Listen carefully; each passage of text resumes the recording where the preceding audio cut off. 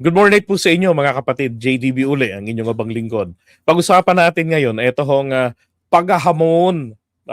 Isang friendly debate na hamon ni Senator Marco Leta. Aba naman. At ang kanyang hinamon, walang iba, kung hindi, sabi niya pakisabi nyo kay Commodore Tariela. Kasama si Justice Carpio and Prof. Batong Bakal, magkita-kita kami para sa isang friendly debate bago yung punta sa Kalayaan Island Group. Akala ko nga hindi ito totoo. So hinanap ko kung merong video. Pakita muna kami para sa isang friendly debate. Bago pa yung pagpunta doon. Alam nyo, itong discarding ganito, yung evasive tactic. Naalala ko niyan sino bang isang gumawa niyan? Style ni Duterte yan. Style din ni Baste. 'Di ba? Ni Sara. Duterte tactic yan Very evasive. Magdadahilan sila, ililihis nila. Imbis na ang gawin nila, harapin nila. 'Di ba? Yun na nga lang pa-boxing na hamon ni Torre. Milyon-milyon pa sana ang malilikom noon. Ano nangyari? Umatras si Baste, di ba? May scheduled flight daw siya. Di sana sinabi niya ng maaga. Di para pag-uwi niya, di ba? Diretso na siya ng Manila Hotel. Tapos meron silang bakbakan ng linggo. Dapat ganoon, di ba? Hindi yung kinabukasan ng laban, sabihin meron akong flight Whatever. Ngayon, sabi ni suggestion kasi nito ni Tariela, let us give Senator Marcoleta a chance. I suggest that the good senator join the MDA. Yan. Ito, naiinis na nga ako kay Tariela Sabi niya sa akin nung kaharap namin ito sa opisina nila, di ba na-interview namin sila noon? Ako yung nagsabi, nagtanong kung pwede ba ng mga vloggers ay isama din sa pagpunta sa Pag-asa Island. Oo naman daw. At saka doon sa biyahe ng Coast Guard. Hindi na natuloy, nakakainis. Umokay naman ng PCO, yun lang daw yung sinaalang-alang nila noon. Pero kung willing kami, we're willing. Syempre iba hindi.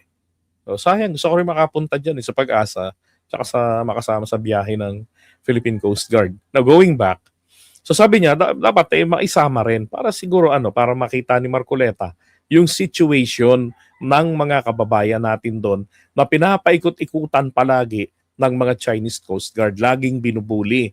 Diba? At hindi lang yun, ako I suggest, isakay si Marcoleta sa fishing boat ng mga mangingisda. Para makita niya kung paano hinaharas. Walang cellphone, walang gadget. Basta talagang pampunta doon, di ba? Walang magpapasabi sa mga Chinese Coast Guard na may senador na nakasakay sa barko kung talagang gusto niyang makita yung sitwasyon nila. Ngayon, ang hamon niya nga po, ang masaklap, eto. Sabi dyan, ex-Justice Carpio accepts Senator Marcoleta's West Philippine Sea Debate Challenge. Nako, patay ka rito. Diba? Tapos dito si Marcoleta. Lalo siya, sabi nga isang nabasa akong comments di lalo siya magkakanda panot-panot dyan.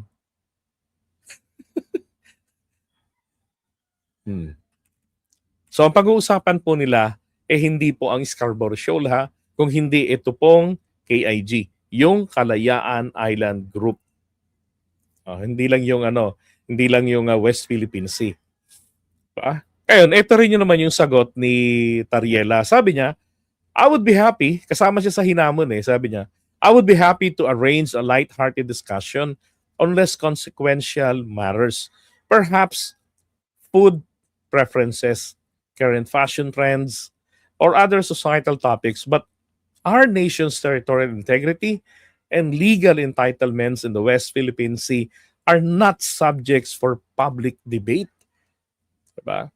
So medyo may mga malilito rito na baka kababayan natin, nakita ko ng comment ng iba sa kabilang kampo, na parang ang dating natakot. Hindi ang ibig sabihin kasi rito ako sa akin ang dating nito na kung dadaanin ito sa isang public debate, makikita rito na sa panig ng China malaking pabor ito. Bakit?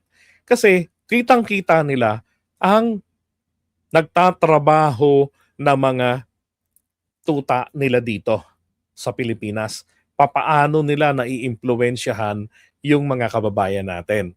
Alam niyo naman ang mga Pilipino, 'di ba? Kapalos nila lahat ko na. Kapag tayo po kasi ay yumakap sa isang politiko, pag tayo ho ay yumakap sa apelido ng isang politiko, 'di ba? Ito hong ugali ng mga Filipino see no evil, hear no evil tayo. 'Di ba? So ibig sabihin, kung ano yung sinabi nila na mali, tatangkilikin pa natin. O kaya naman, ay ang mangyayari, magtitengang kawali tayo. Magbibingi-bingihan. 'Di ba? So, yun ang iniiwasan dito lang ni Tariela. Lalo na kung gagano pa naman kai-impluwensya etong mga taong ito.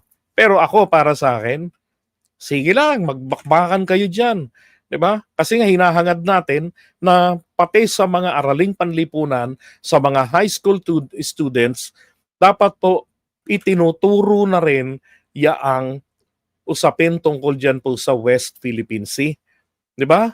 Dapat dapat ipinababatid na yan sa mga mamamayang Filipino. Huwag na nating iwasan na pagdebatihan, na pag-usapan in public, kahit na ng mga ordinaryong Pilipino, okay nga sa atin yun.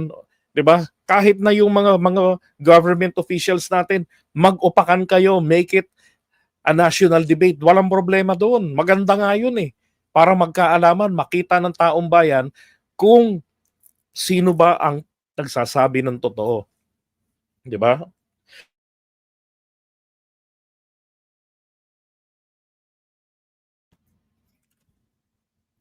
Now, etong paghamon niyang to, nako, palagay ko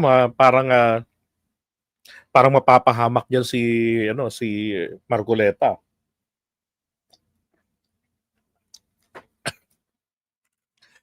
Sabi nito, Justice Antonio Carpio lectures on West Philippine Sea, furthering open inclusive dialogue in Thailand. Diba?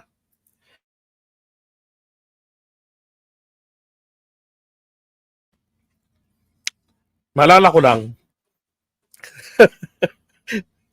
natawa naman ako dyan. Nalala ko lang, isa si Carpio sa mga nakipaglaban doon sa kasong isinampa ng Pilipinas sa arbitral ruling. Di ba? Isa siya ron. Hindi naman siya yung pinaka-lead. Ngayon, isa sa mga tumulong doon, actually yung kanyang mapa na ipinakita nga rin niya kay, hindi ko sure kung yung iprinisinta niya kay PBBM na Morillo map, pag-aari niya yon. 'Di ba? Kung yun ba ay i-donate niya na sa gobyerno natin or what. Pero dinala niya ng Malacanang yun Alam niyo, ang nabasa kong isang comment nito ni Carpio, ang gusto niyang pagdebatihan nila, magiging topic kung legal ba, no? Yung legalization ng West Philippine Sea. Pero tingin ko mas maganda pag-usapan nila pati yung Kalayaan Island Group, pag-usapan nila yan. Di ba? Para magkaintindihan. At dapat yan po ay televised. Hindi yan dapat i-cover yan ng Senate. Hindi yung ang dating sila-sila lang yung nag-usap, nagkape, 'di ba? Nagkaintindihan, 'di ba? Ayun, na-donate na sa gobyerno, no? Laking halaga nun, milyon-milyon 'yun. Kasi ganito yan hahamunin ng debate. Hindi mo alam, baka mamaya magkaroon ng offer. 'Di ba? Kahit magdebate JDB, yung mga panatiko hindi rin naniniwala. Kilala natin si Marcoleta, tuso ayaw ng kinokontra kahit wala na sa hulog. That's correct. 'Di ba? Pero para sa akin, tuloy nila yan, maganda yan. Oo. Tsaka ang China nabuo January 1, 1912. So ang history nila na ancient does not exist. Diba? Kawawa kasi sila ang China eh, di ba? Na yung kanilang tawag dito, yung kanilang nakaraan, iniyurakan ng mga European countries. They were like a pizza pie na pinagparti-partihan, ito kay ganito, ito kay ganito, kaya kanya tayo ng mamamahala. Di ba? Ganun na nangyari sa China.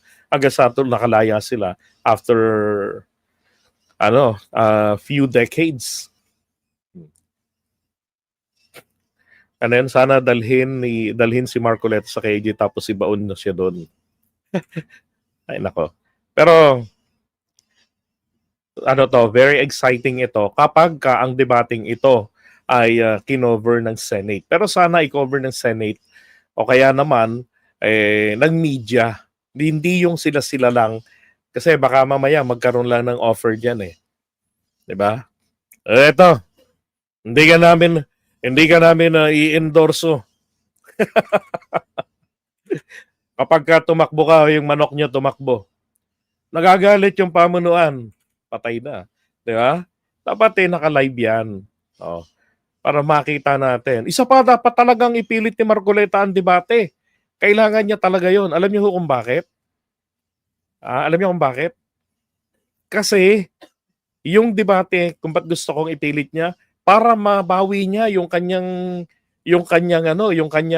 reputasyon. Pinagtatawanan siya nito ni Carpio. 'Di ba? Ano sabi doon? Lower silang dalawa ni Ascuna. Oh. 'Di ba? Kailangan 'yan. Senior na yan si Antonio, puro dodalang, wala namang magawa. Wala namang nagawa. Senator Marcoleta malalim kaalaman kaya hindi nila naintindihan kasi magic Senator Marcoleta. Ano? Anong magic? Anong malalim ang kaalaman? Diyos ko po. lower lawyer nga raw eh. Luminaries nga raw eh. Oh. Paano mangyayari? Di sana siya yung nasa pwesto ni, di ba? Siya yung naging Carpio. Kung magaling si Marcoleta. Ay, nako. Okay. So, iwan na nga muna natin yan.